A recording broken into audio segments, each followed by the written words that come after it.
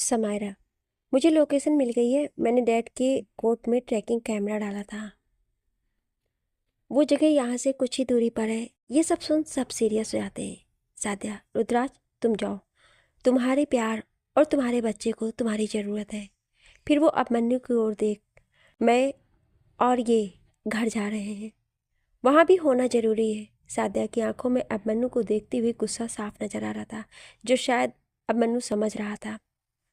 बाकी सभी लोग साध्या की बात से सहमत होते हैं। रुद्राज, समायरा, आसो और रूहान उस लोकेशन की ओर जाते हैं और साध्या, नियति, अभिमन्यु रंधावा हाउस के लिए निकल जाते हैं। रंधावा हाउस। साध्या ने सभी को सारा सच बता दिया था, जिसे सुन सभी हैरान थे और खुराना फैमिली सिदिशा को लेकर गिल्ट में थी कि वो उसे गलत समझ रहे थे। सब सिदिशा के लिए और उसके बच्चे के लिए परेशान थे। वहीं छोटू के कमरे में साध्या छोटू को सुला रही थी। तभी अभिमन्यु वहां आता है, जिसे उसी ने बुलाया था। अभिमन्यु को देख साध्या छोटू को एक नज़र देखकर उठकर अभिमन्यु के सामने आकर खड़ी हो जाती है। अभिमन्यु उसे बिना देखे, क्यों बुलाया मुझे? साध्या, तुम अच्छे से जानते हो कि मैंने तुम्हें यहाँ क्यों बुलाया है। अभिमन्यु, छिपकली। साध्या गुस्से से, साध्या, साध्या नाम है मेरा। ये सुन अभिमन्यु चुप हो गया। अभिमन्यु से देख, आई एम सॉरी। साध्या, कैसे इंसान हो तुम? किस लिए सॉरी? हाँ, किस लिए? सच छुपा कर रखने के लिए, या रुद्राज से सिदिशा को दर्द में देखने के लिए, या उन दोनों के सामने होते हुए भी उन्हें दूर देखने के लिए? ये सुन अभिमन्यु उसे देखने लगा। साध्या, क्या हुआ? ऐसे क्या देख रहे हो? क्या तुम्हें दिखाई नहीं दिया? हैं? कैसे दोस्त हो तुम? उन्हें ऐसे दर्द में कैसे देखे थे तुम? और रुद्राज, वो कितना तड़पता है अपने प्यार के लिए, तुम बता नहीं सकते थे?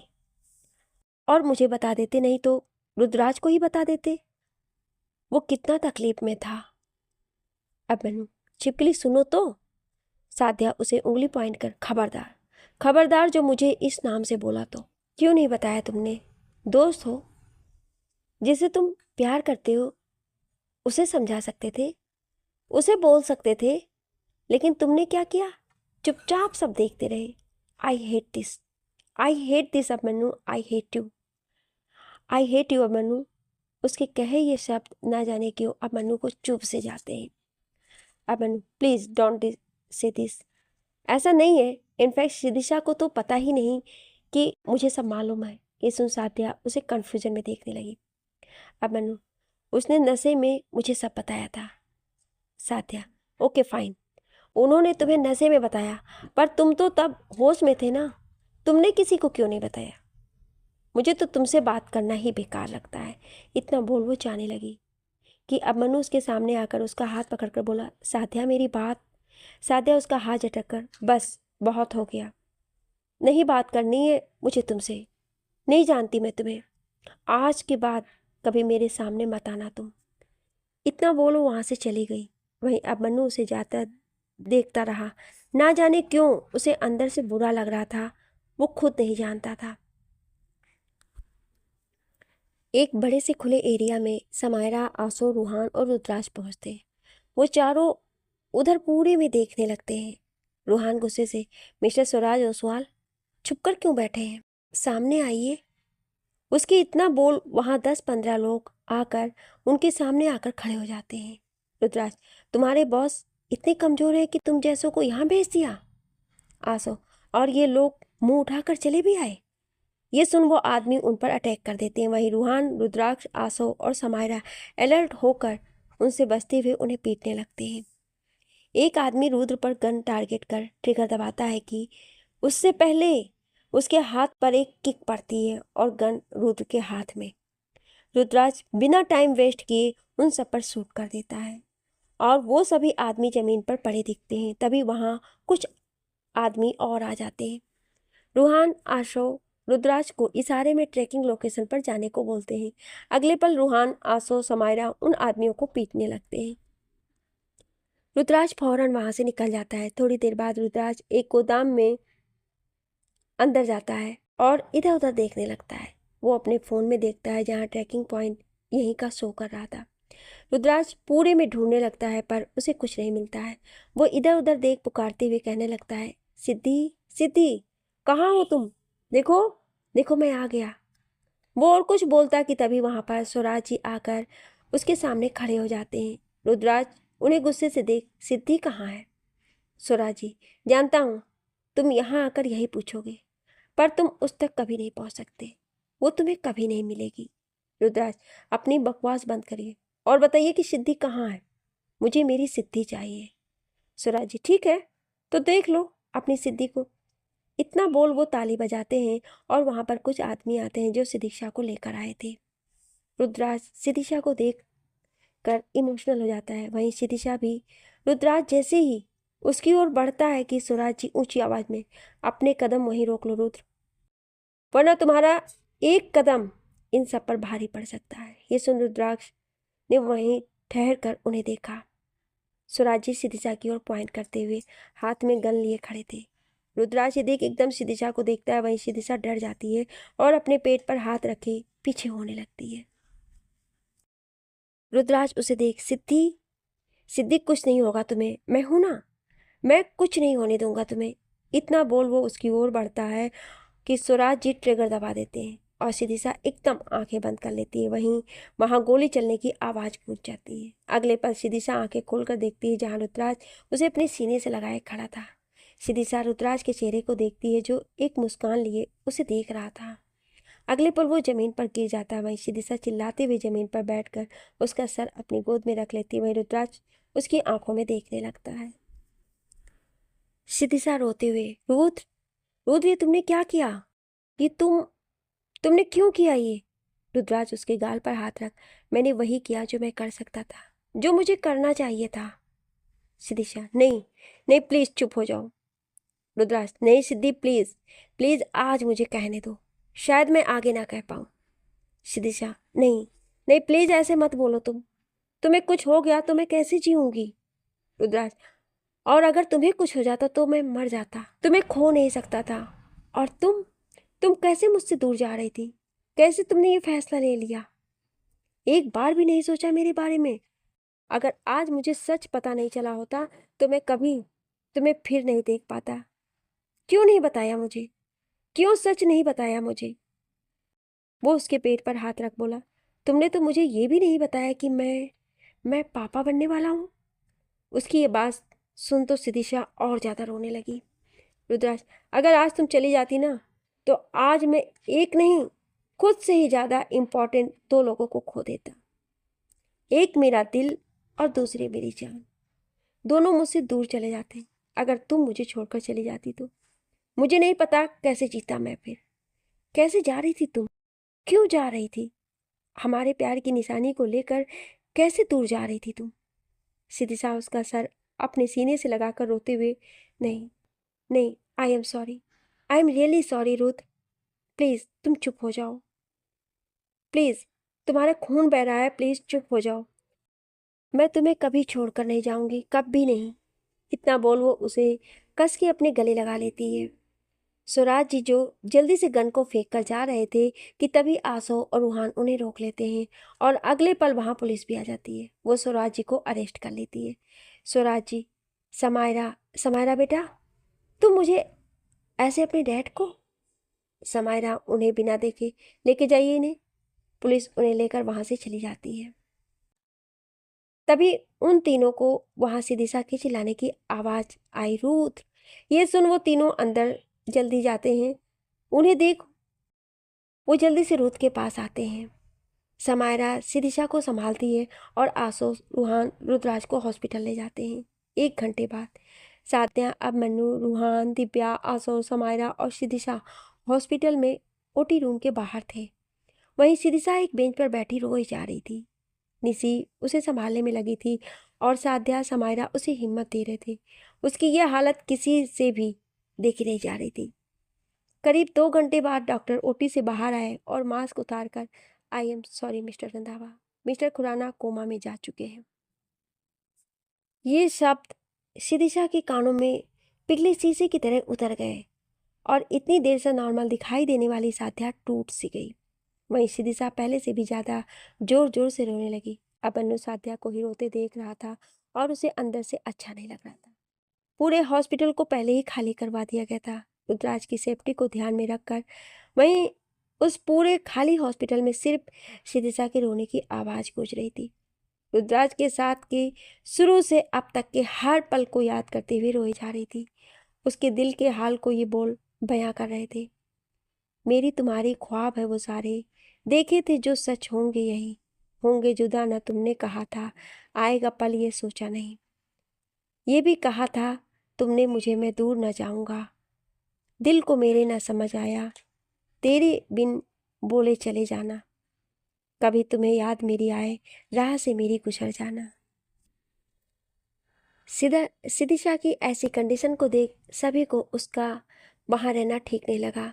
ये उसकी सेहत के लिए भी अच्छा नहीं था। अगर वो ऐसे ही रोती रही तो इसका इन्फेक्ट उस पर और उसके बच्चे दोनों पर पड़ सकता था। वो सभी उसे घर भेजने को बोलते हैं पर सिदिशा मना करती है। वहीं रूहान ना चाहते हुए भी स्ट्रिक्टली उसे जाने को बोलता है और अब मन्नू सादिया उसे वहाँ से रंधावा हाउस ले जाते हैं। 3 महीने बाद खुराना हाउस। दिव्या साध्या के साथ साधना जी बैठी थी। देवकी जी तो हमेशा पूरे वक्त रंधावा हाउस में शिदिशा के साथ रहती थी। उन्हें अपनी गलती का पछतावा था। दिव्या ने एक ऑरेंज कलर की सिंपल सी नेट की साड़ी पहनी हुई थी। हाथों में सेम कलर की चूड़ियां, गले में मंगलसूत्र और मांग में सिंदूर। सामने साधना जी ने व्हाइट कॉटन की साड़ी पहनी थी और साध्या ने रेड कलर की फ्रॉक पहनी थी। तीनों काफी चिंता के साथ कमरे की ओर देख रहे थे। थोड़ी देर बाद उस कमरे का दरवाजा खुला और डॉक्टर बाहर आए।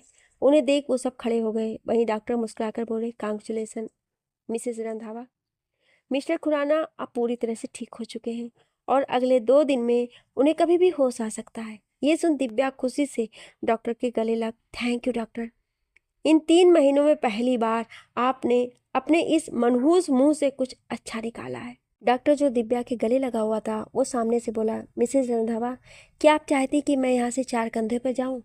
तो प्लीज़ हटिए, वरना आपके पति मुझे जान से मार डालेंगे।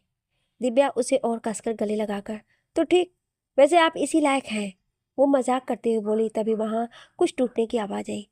दिव्या ने सामने देखा जहाँ रूहान लैपटॉप, बैग और कोट लिए खड़ा था। उसकी आंखें लाल थीं और चेहरे पर गुस्सा था। हाथों की नसें तनी हुई थी और बाल बिखरे थे। साध्या उसके बगल में थी जहाँ अब मन्नू भी फॉर्मल लुक में था। वो उसे देख नजरें फेर लेती है पर अब मन्नू उसे ही देख रहा था। वहीं वो डॉक्टर इधर उधर देखते हुए अपने पसीने पोंछने में लगा हुआ था। दिव्या उसे बहुत ध्यान से देख रही थी। आखिर वो उसे बहुत टाइम बाद देख रही थी क्योंकि वो तो यहीं रहता था। मगर इन सब बातों में वो भूल गई कि वो डॉक्टर के कितने पास खड़ी है। वहीं उस डॉक्टर की हालत बहुत ख़राब होती जा रही थी क्योंकि रूहान उसे ऐसे देख रहा था मानो अभी उसकी जान ले लेगा। डॉक्टर अपना बैग उठाया और दिव्या के बगल से होते हुए दरवाजे की ओर जाने लगा। दिव्या अगले पल रूहान पर से नजरें हटाकर डॉक्टर को देखते हुए बोली, अरे डॉक्टर, कुछ खाकर। मगर डॉक्टर बिना सुने वहां से तेजी से निकल गया क्योंकि उसे डर था कि रूहान उसे घूर घूर कर ही न मार दे। रूहान एक नज़र सबको देखा और गेस्ट रूम की तरफ चला गया। वहीं सादिया को देखने के बाद अब मन्नू होश में आया और रूहान के पीछे हो लिया। साधना जी दिव्या के कंधे पर हाथ रखकर, जाओ, आप जाकर फ्रेश हो जाओ और कुछ खाकर आराम कर लो, ऐसे में बिना खाए रहना ठीक नहीं है, इतना बोल चली गई। साध्या कन्फ्यूजन में उसे देख, ऐसे में मतलब क्या हुआ आपको? ये सुन दिव्या अंदर ही अंदर मुस्कुराती। दिव्या उसे देख, बताऊंगी बट घर जाने के बाद। साध्या साइड में रखा सूटकेस पकड़ उसके साथ चलते हुए उससे बोली, वहां पर सब कैसे हैं? दिव्या मुंह लटकाकर, कुछ भी सही नहीं है, सब बहुत उदास रहते हैं, खासकर माँ और शिदिशा। मुझे उसकी बहुत चिंता होती है। हमेशा मुझे सेट करते हैं कि मैं एक बार से रुद्राज की आवाज़ सुना दूं, पर मैं कैसे करूं? वो बिल्कुल शांत सी हो गई है और ऐसे ही रहती है जैसे उसने वो गलती कर रुद्राज को गुस्सा कर दिया हो और वो उससे नाराज हो गया हो, पर मेरे लाख समझाने पर भी उदास रहती है। सादिया उसके कंधे पर हाथ रखती है और ऐसी बातें करते हुए वो आगे चलने लगती हैं। Guest room. दिव्या पहले उस कमरे को घूरी और सूटकेस लेकर अंदर चली गई। वो अंदर आकर देखती कि कमरे में कोई नहीं, बस बाथरूम से पानी गिरने की आवाज़ आ रही थी। वो चुपचाप अपने कपड़े ला करके अलमारी में सेट कर लेती है और अपने पर्स में से एक पेपर निकाल उस पर मुस्कुरा देती है। वो पेपर को फोड़कर बालकनी में चली जाती है। वो कभी उस पेपर को देख रही थी तो कभी आसमान में चांद को। उसे वहां खड़े 30 मिनट हो चुके थे कि तभी कमरे में सादिया की आवाज़ आई। दिव्या दी, रूहान जीजू आप लोग फ्रेश होकर खाना खा लेना और आपका खाना यहीं आ जाएगा, क्योंकि दादी चाहती हैं कि आप दोनों थक गए हो, इसलिए कमरे में ही खा लो। दिव्या पलटकर कमरे में देखती है जहाँ से रूहान नहीं दिखता है। वो अंदर से ही बोलती है, तुम जाकर अपने जीजू को बुला लाओ, वो स्टडी रूम में होंगे। सादिया वहाँ से चली गई। वहीं दिव्या वापस से उसी तरह बालकनी में खड़ी हो जाती है। अगले पल कमरे का गेट खुलता है। वो पलट कर देखती है जहाँ सोफे पर रूहान बैठा था और उसका पूरा फोकस फोन में था। दिव्या उस पेपर को अपनी साड़ी में लपेटकर रूहान के पास आकर कुछ दूरी पर बैठने वाली ही होती है कि उसके बैठने से पहले ही रूहान उसकी कमर में हाथ डाल उसे अपने पास खींच लेता है, जिससे वो सीधा उसकी गोद में आ जाती है। दिव्या, क्या हुआ? रूहान, कुछ नहीं। दिव्या, तो छोड़िए मुझे, कोई आ जाएगा।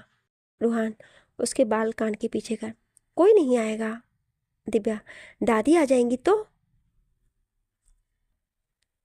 रूहान, दादी नहीं आएंगी, और मुझे ऐसा क्यों लग रहा है कि तुम मुझे कुछ बताना चाहती हो और बता नहीं पा रही हो।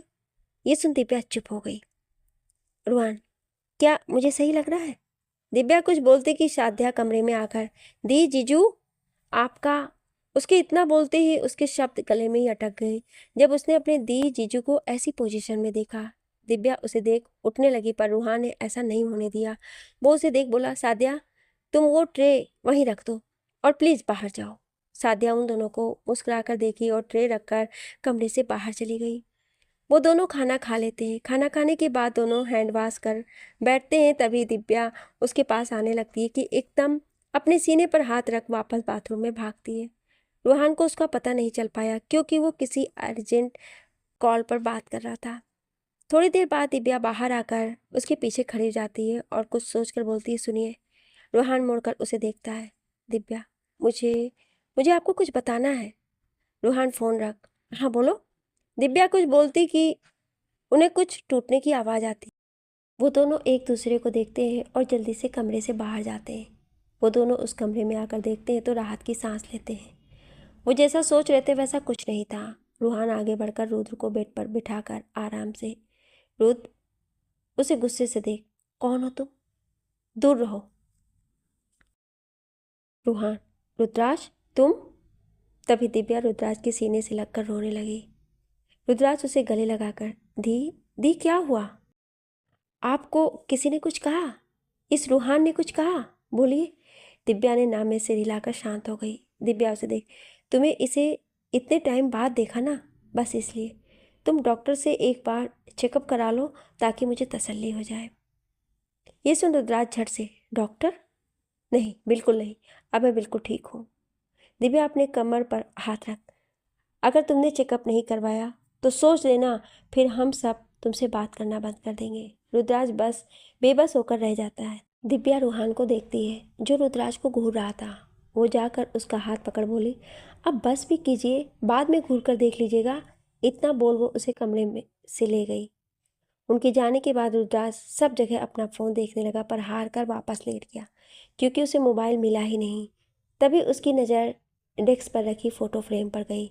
वो उसे हाथ में उठा लेता है और सिदिशा की तस्वीर को देखने लगता है, और फिर वो उस तस्वीर को देखते हुए ही सो जाता है। अगले दिन रुद्राज का कमरा। सुबह सुबह दिव्या कमरे में आई। उसने बालकनी से पर्दे हटाए और फिर उसे उठाने गई। रुद्राज दूसरी तरफ मुंह करके सो गया। तभी दिव्या बोली, डॉक्टर, रुद्राज चाहता है कि आप उसे ऐसे ही।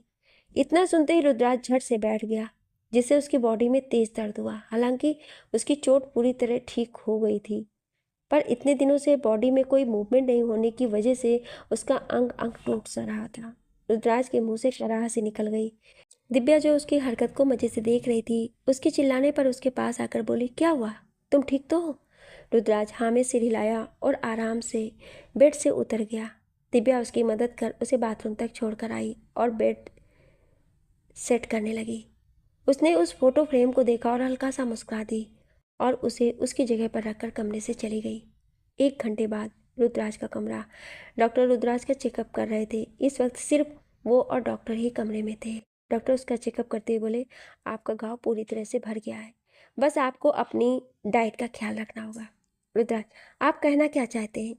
कुछ दिनों से होश में ना होने पर मैं कमज़ोर हो गया हूँ। डॉक्टर उसकी बात सही कहते हुए, कुछ दिनों तक नहीं, पूरे 3 महीने, 90 दिन। रुद्राज ये सुन हैरानी से चिढ़ पड़ा और बोला, डॉक्टर, अगर तुम कोई घटिया मजाक कर रहे हो तो तुम्हारे साथ बहुत बुरा होने वाला है। डॉक्टर उससे बिना बहस किए उसके हाथ में फ़ोन थाम कर उससे बोले, आप खुद ही चेक कर लीजिए। रुद्राज फ़ोन में डेट और मंथ देखा और उसे समझ नहीं आया कि वो क्या करे। वो डॉक्टर को फ़ोन वापस कर दिया। डॉक्टर, आपको अपना डेली रूटीन प्रॉपर तरीके से करना होगा और 2 दिन तक अच्छे से एक्टिविटीज़ करनी होगी ताकि आप पूरी तरह से स्टेबल हो सकें। रुद्राज उसकी बात सुन हाँ में हिलाता है। डॉक्टर बाहर जाकर उसको सिचुएशन बताता है। दिव्या उसे बोलती है, डॉक्टर, क्या वो ट्रैवल कर सकता है? उसकी ये बात सुन सब उसे देखने लगे। डॉक्टर हाँ में सर हिलाते हैं।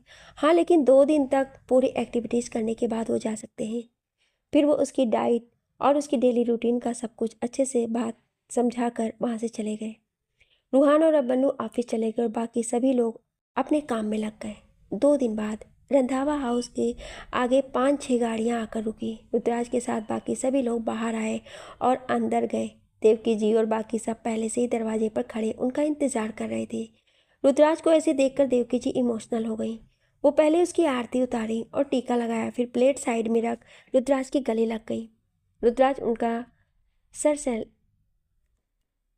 सहलाकर, माँ, अब मैं बिल्कुल ठीक हूँ और प्लीज़ आप रोना बंद कीजिए वरना मेरी न्यू शर्ट खराब हो जाएगी। ये सुन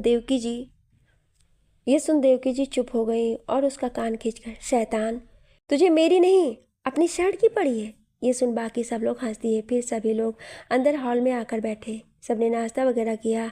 सबसे बात करने के बाद रुद्राज की नज़र पूरे घर में घूम रही थी और सब ये नोट भी कर रहे थे। तभी दिव्या वो पीछे स्विमिंग पूल के पास बैठी होगी, आधे से ज़्यादा वक्त वहीं रहती है। उसकी बात सुन रुद्राज फौरन उठा और उस ओर चला गया। थोड़ी देर बाद वो पूल के पास आता है जहाँ पूल के चारों ओर गार्ड्स खड़े थे और एक केयर भी खड़ी थी।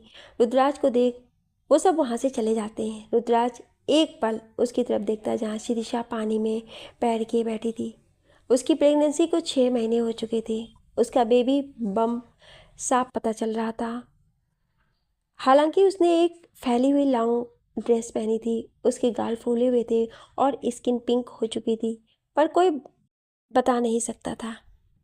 रुद्राज बस उसे देख रहा था। वो उस लुक में काफ़ी क्यूट और प्यारी लग रही थी। रुद्राज के पास आकर उसके बगल में बैठ गया और उसे देखने लगा। शिदिशा जो पानी में देख रही थी, उसने रुद्राज का अक्स देखकर मुस्कुरा दी। वो पानी में उसके अक्स को छूती है जिससे पानी हिल जाता है और अक्स बिगड़ जाता है, लेकिन जैसे पानी नॉर्मल होता है उसमें रुद्राज का अक्स फिर दिखता है। और ये देख शिदिशा अपने बगल में देखती जहाँ रुद्राज उसे मुस्कुरा कर देख रहा था। वो हाथ बढ़ाकर उसके चेहरे पर रखती है और उसके चेहरे को छूने लगती है। उसके ऐसे करने पर रुद्राज की आंखें अपने आप बंद हो जाती हैं।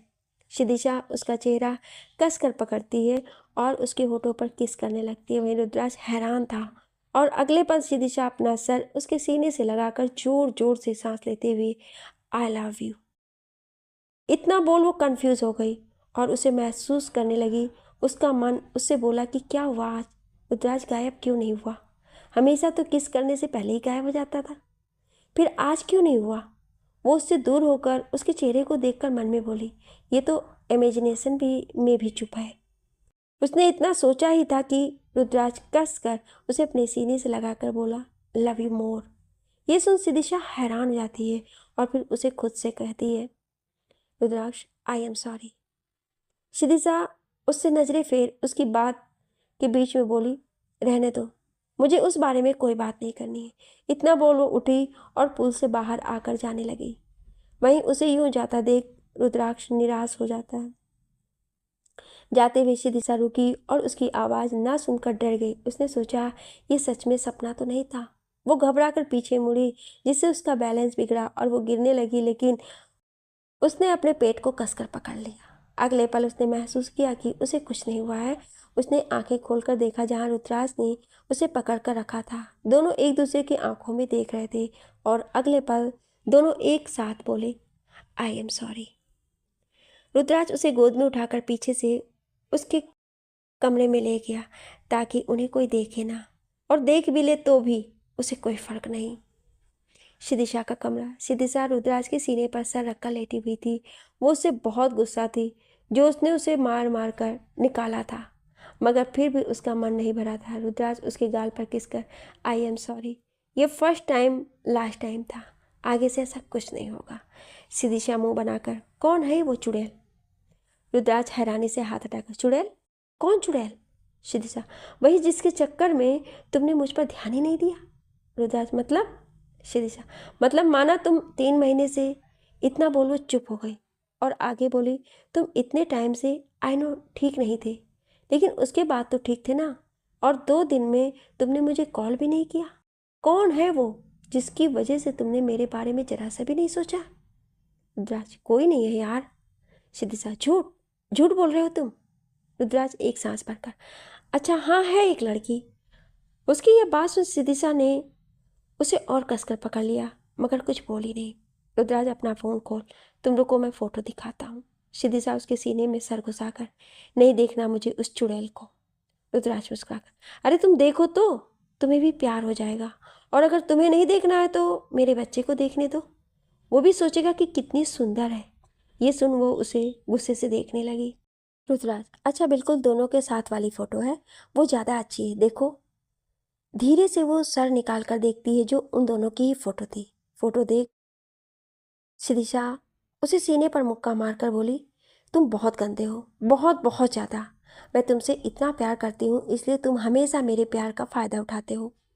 रुद्राज बस मुस्कुरा देता है और उसे अपने गले लगाकर उसके पेट पर हाथ रखकर तुम मुझे बताओ तुम ज़्यादा प्यार किसे करती हो, मुझे या इसको? इसको। तुम्हें बस इससे इत्तू सा कम करती हूँ। वो चुटकी का इशारा कर बोली। रुद्राज उसका चेहरा पकड़ तुम इसके लिए कुछ भी कर सकती हो ना? ये सब सुन शिदिशा चुप हो गई और याद करने लगी कि वो हॉस्पिटल में कैसे डॉक्टर की बात को सुनकर डर गई थी, और खामोश भी हो गई कि उसने डिलीवरी के टाइम की कॉम्प्लिकेशन के बारे में रुद्राज को नहीं बताया था। रुद्राज बोलो। सिद्धि बस हाँ में सिर हिला देती है। रुद्राज उसके सर पर हाथ फेर तो बस जैसे तुम इसके लिए कुछ भी कर सकती हो तो मैं भी अपनी सिद्धि के लिए कुछ भी कर सकता हूँ। शिदिशा बस हाँ में सर हिला देती है और उसके सीने से लगकर सो जाती है। वहीं रुद्राक्ष उसके माथे पर किस कर प्यार से उसके पेट पर हाथ फेर कर उसे अपने गले से लगाकर सो जाता है। दोपहर के वक्त हॉल में नियति खुशी से एक बैलून को लेकर भाग रही थी। दिव्या उसके पीछे से रोक रही थी। तभी सभी लोग भी वहां आ जाते हैं। वहीं नियति उस बैलून को देखकर मुस्कुरा रही थी और दिव्या उसे मना कर रही थी कि अपना मुंह बंद रखे। रुद्राक्ष शिदिशा को पकड़े धीरे धीरे लाकर उसे आराम से बिठा देता है। वो दोनों भी उन्हें देखने लगे। आराधना जी, नियति, दिव्या, क्या हुआ तुम दोनों को, और ऐसे क्या कर रही हो? साधना जी, हाँ वही तो, देखो तो ये नियति कैसे बत्ती बत्ती सी दिखा रही है, और ये दिव्या तो ऐसे शर्मा रही जैसे नई नवेली दुल्हन हो। देवकी, अरे पागल लड़कियों, बताओगी भी क्या हुआ है? तभी नियति उनको बैलून दिखाकर उसकी ओर उंगली कर उसके ऐसे करने पर सब उसे कन्फ्यूज़न में उसे देखते हैं, और फिर बैलून को देख सबके चेहरे पर हैरानी भरी मुस्कुराहट छा जाती है। वहीं दिव्या अपना सर पीट लेती है। बाकी सब दिव्या को देखने लगते हैं। ये सिर्फ लेडीज़ ने समझा था। आराधना जी खुशी से दिव्या के पास आकर दिव्या बेटा सच में? दिव्या नजरें नीची कर हाँ में सर हिला देती है। साध्या तो आकर उसे कस के गले लगाकर कांग्रेचुलेट्स कहती है। वहीं दिव्या तो बुरी तरह शर्मा जाती है। वहीं साध्या नियति उसके चारों तरफ घूमने लगती। शिदिशा खुशी से उठती है। वहीं रुद्राज अब मनु एकदम उसका हाथ पकड़ दिव्या के पास लाते हैं। शिदिशा उन दोनों को छोड़ दिव्या के गले लग कांग्रेचुलेट्स भाभी, I am so happy. Rudras अब मनु कन्फ्यूजन में एक दूसरे को देख उन्हें देखने लगे।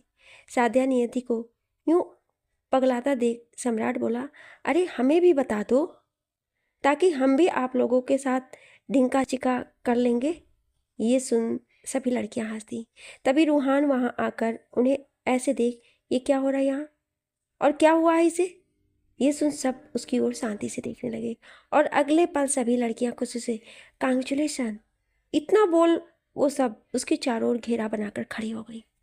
रूहान, एक मिनट, ये हो क्या रहा है और किस लिए कांग्रेचुलेट? सब एक दूसरे को देख मुस्कुरा दी। नियत, सिदिशा दी की तरह एक छोटू सा बेबी और आने वाला है। ये सुन बाकी जो नहीं समझे थे वो हैरानी से एक दूसरे को देख उन्हें देखते हैं। साथिया, हाँ, क्योंकि आप पापा बनने वाले हो। दिव्या दी मम्मा बनने वाली, मैं मासी बनने वाली हूँ। शिदिशा और मैं मामी बुआ। ये सुन बाकी सबके रिएक्शन तो लड़कियों वाले थे, पर रूहान हैरानी से दिव्या को देख रहा था। फिर वो दोनों उसे हॉल में लाकर दिव्या के पास खड़ा कर देती हैं। रूहान तो बस दिव्या को देख रहा था और दिव्या अपना सर खुजलाकर उससे नजरें चुरा रही थी। रूहान दिव्या का हाथ पकड़ लेता है, वहीं दिव्या उसे देखती है। रूहान उसकी आंखों में देख धीरे से, क्या सच में? दिव्या मुस्कुराकर हाँ में सिर हिलाती है।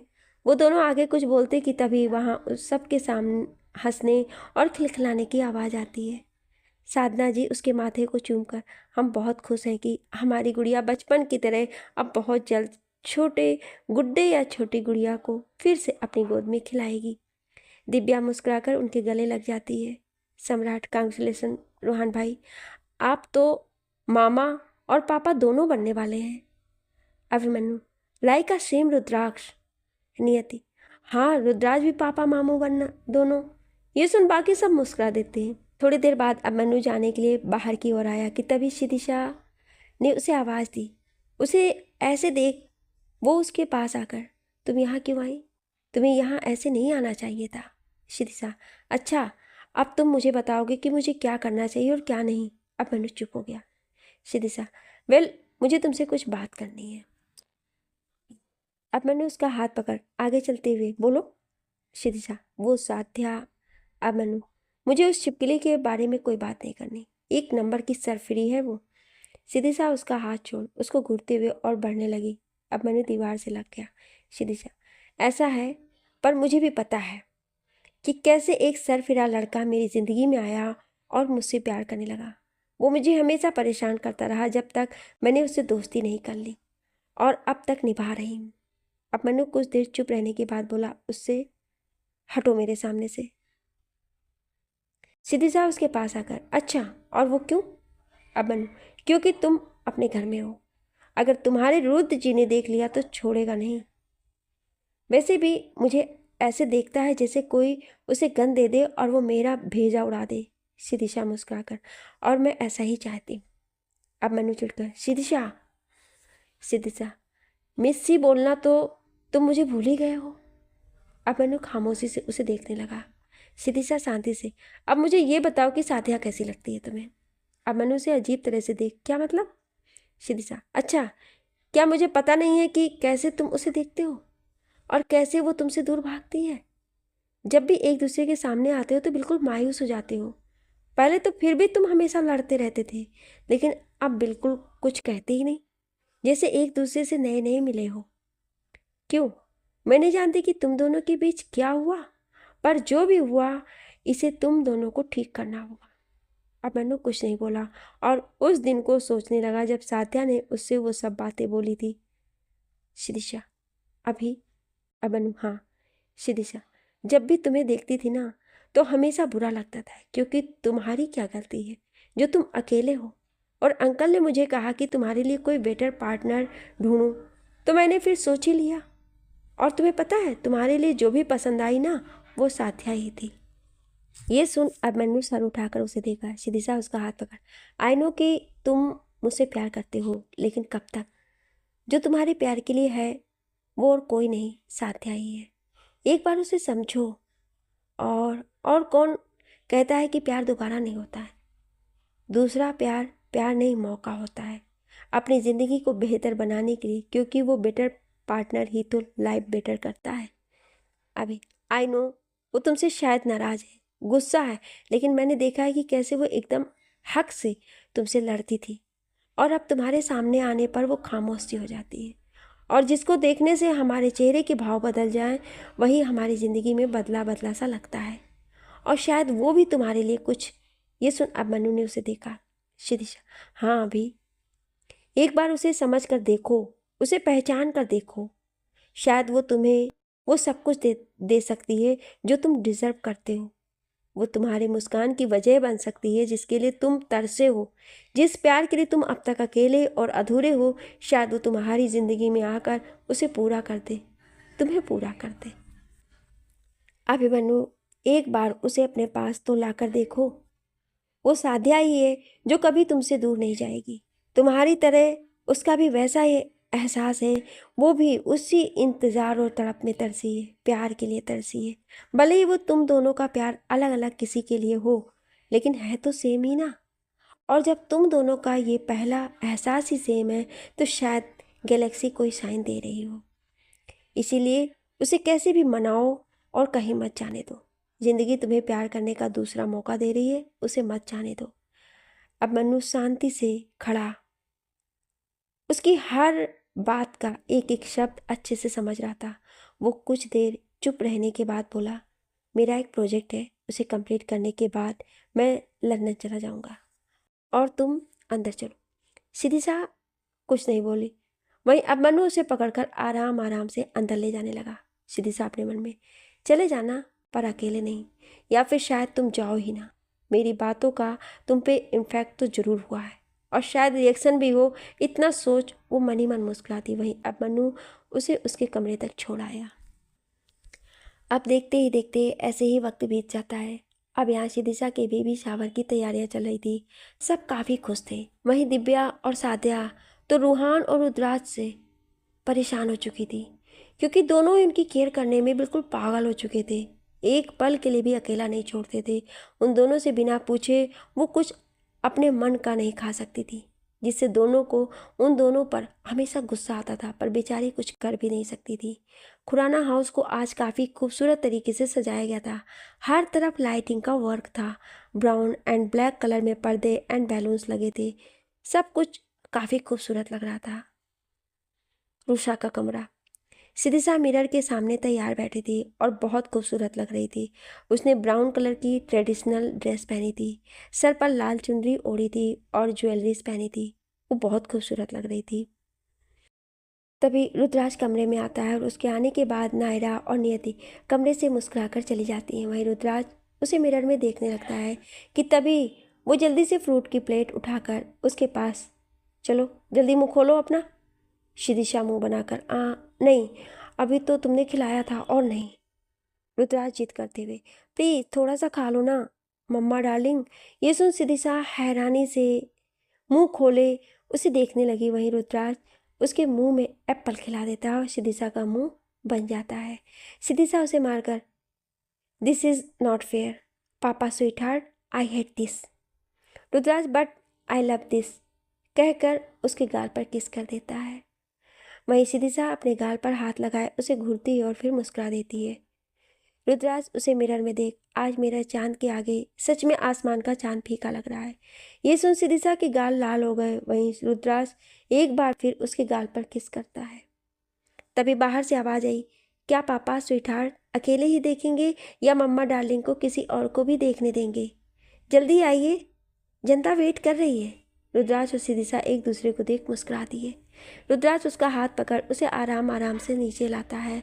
सब उन दोनों को देखने लगते हैं। आखिर वो लगी इतनी प्यारी रही थी कि खासकर रुद्राज के साथ। अगले पल रुद्राज उसे एक ब्यूटीफुल से बैकग्राउंड वाले एरिया में बिठाता है। शिदिशा जिस पर बैठी थी वो जगह मून के शेप में थी, जिससे ऐसा लग रहा था मानो चांद सच में जमीन पर उतर आया हो। तभी साध्या भी वहाँ आती है और अब मनु उसे देखने लगता है, क्योंकि उसने वही ब्लैक नेट की साड़ी पहनी थी जब वो शिदिशा से मिला था। ये साड़ी शिदिशा ने ही उसे दी थी। अगले पल गोद भराई की रस्म स्टार्ट हो जाती है। सभी लोग शिदिशा की गोद में शगुन का सारा सामान रखते हैं और उसे ढेर सारा लव एंड ब्लेसिंग्स देते हैं। अगले पल डांस वगैरह भी शुरू हो जाता है। वहीं फिर सब रुद्राज को गाने को बोलते हैं और शिदिशा उसे देखने लगती है।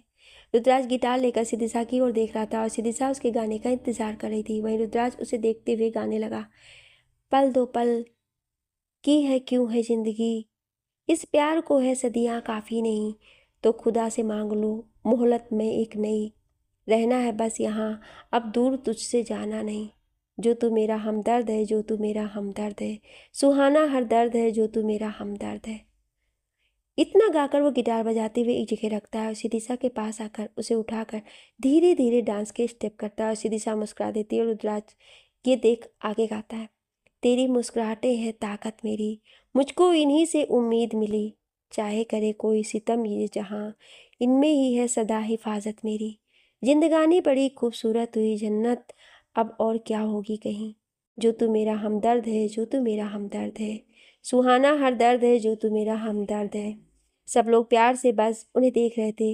वहीं रुद्राज सिदिशा को उस मून की स्विंग वाली चेयर पर बिठाकर धीरे धीरे उसे सुलाते हुए गाता है, तेरी धड़कनों से है जिंदगी मेरी, ख्वाहिशें तेरी अब दुआएं मेरी, कितना अनोखा बंधन है ये, तेरी मेरी जान जो एक हुई, लौटूंगा यहाँ तेरे पास मैं, हाँ वादा है मेरा मर भी जाऊं कहीं, जो तू मेरा हमदर्द है, जो तू मेरा हमदर्द है, सुहाना हर दर्द है, जो तू मेरा हमदर्द है। इतना गाकर वो उसके सामने आकर घुटनों पर बैठ उसके माथे पर किस करता है और सिदिशा थोड़ा इमोशनल हो जाती है पर मुस्कुराती रहती है। बाकी सब जोरदार तालियां बजाते हैं और रुद्राज उसे वही रिंग पहना देता है जिसे देख सिदिशा साध्या को देखती है जो पलकें झपका देती है और सिदिशा उस रिंग को देखने लगती है। देखते देखते वैसे ही वक्त बीत जाता है। सिदिशा की प्रेगनेंसी को 9 मंथ कंप्लीट होने को थे, वहीं दिव्या को 6 मंथ कंप्लीट हो चुके थे। खुराना हाउस। सुबह सुबह सिदिशा अपने कमरे से बाहर आती है, उसका कमरा अब नीचे शिफ्ट हो गया था। वहीं सिदिशा धीरे धीरे आराम आराम से चलते हुए हॉल में आती है और जैसे ही सोफे पर बैठती है कि उसे अचानक पेन होने लगता है। वो कसकर अपने पेट पर हाथ रख लेती है। इस वक्त उसे बहुत बुरी तरह से पेन हो रहा था जो धीरे धीरे तेज हो रहा था। उसे अदर लोगों से ज़्यादा पेन था क्योंकि उसकी डिलीवरी में कॉम्प्लिकेशंस थी। तभी साध्या जी जो अपना फ़ोन चलाते हुए आ रही थी वो उसे ऐसे देख जल्दी से उसके पास आकर उससे बोलती है, सिदिशा सिदिशा क्या हुआ आपको? सिदिशा कराते हुए, आह साध्या साध्या मुझे लगता है मुझे लेबर पेन शुरू हो गया है, प्लीज़ प्लीज़ सबको बुलाओ जल्दी। आह साध्या उसे संभालते हुए सबको आवाज़ देने लगती है। उसकी आवाज़ सुन सभी लोग हॉल में आ जाते हैं। वहीं रुद्राज उसे ऐसे देख जल्दी से उसके पास आकर, सिद्धि रिलैक्स, कुछ नहीं होगा, हम हैं ना। सिदिशा कसकर उसका हाथ पकड़कर, रुद्र रुद्र प्लीज़ प्लीज़ हमारे बच्चे को कुछ नहीं होना चाहिए, प्लीज़ वादा करो कि तुम इसे कुछ नहीं होने दोगे, अगर इसे कुछ हो गया तो मैं मर जाऊंगी, प्लीज़ वादा करो। रुद्राज उसका हाथ पकड़, नहीं तुम ऐसा क्यों बोल रही हो, कुछ नहीं होगा इसे और ना तुम्हें, please don't say this. Rudras की तरह बाकी किसी को भी कुछ समझ नहीं आया कि वो ऐसे क्यों बोल रही है। वहीं अगले पल रुद्राज उसे गोद में उठाकर कार में बिठाकर उसका सर अपनी गोद में रख लेता है और सम्राट कार हॉस्पिटल की ओर बढ़ा देता है।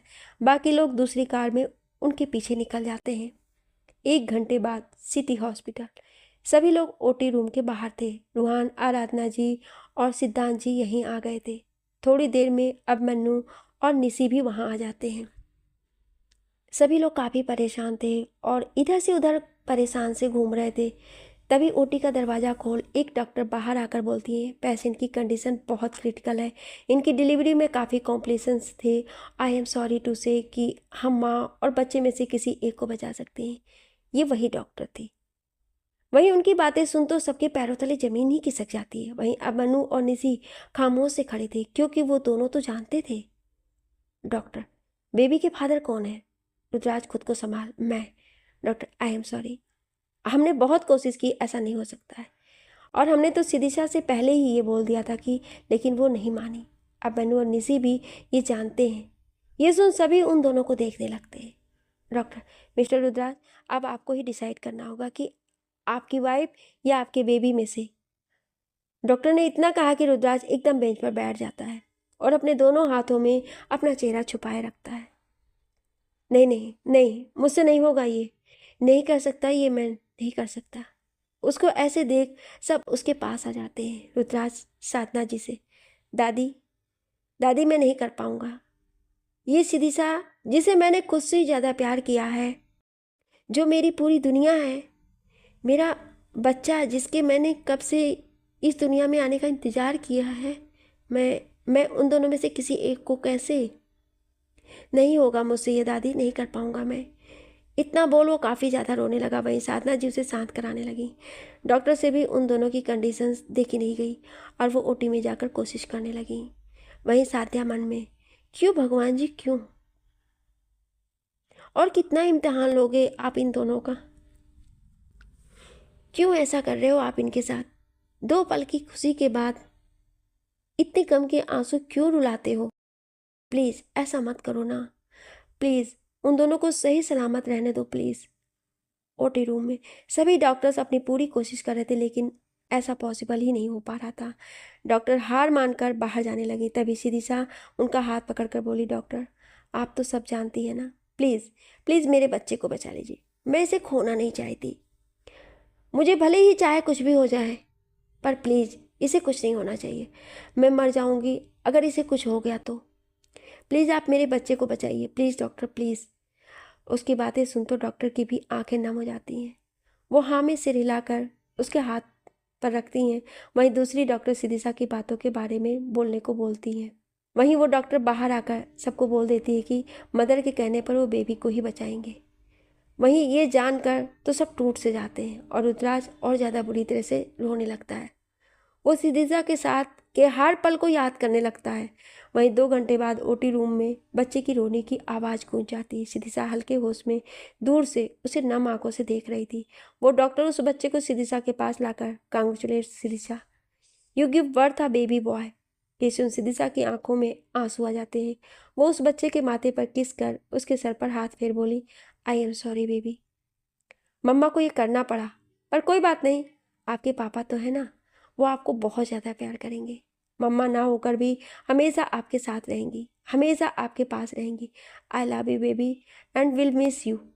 इतना बोलो एक बार फिर उसके माथे को चूमती हैं और उसका चेहरा पूरी तरह नज़रों में भरकर मुस्कुराते हुए लेट जाती है और धीरे धीरे उसकी आंखें बंद हो जाती हैं। आगे की कहानी में क्या होने वाला है ये जानने के लिए सुनिए अगला भाग। अगर आप अगला भाग सुनना चाहते हैं तो कमेंट बॉक्स में यस जरूर लिखिएगा। अगर कहानी आपको दिल से पसंद आई हो तो इसे अपने दोस्तों और ग्रुप्स में शेयर करें ताकि वो भी इस कहानी का मज़ा ले सकें। और अगर आप हमारे चैनल पर नए हैं तो सब्सक्राइब करना बिल्कुल ना भूलें, क्योंकि आगे आने वाली कहानियाँ होंगी और भी रोमांचक, दिल छू लेने वाली और यादगार। आपका एक छोटा सा कमेंट और प्यार हमें अगला एपिसोड लाने की हिम्मत देता है। Thank you.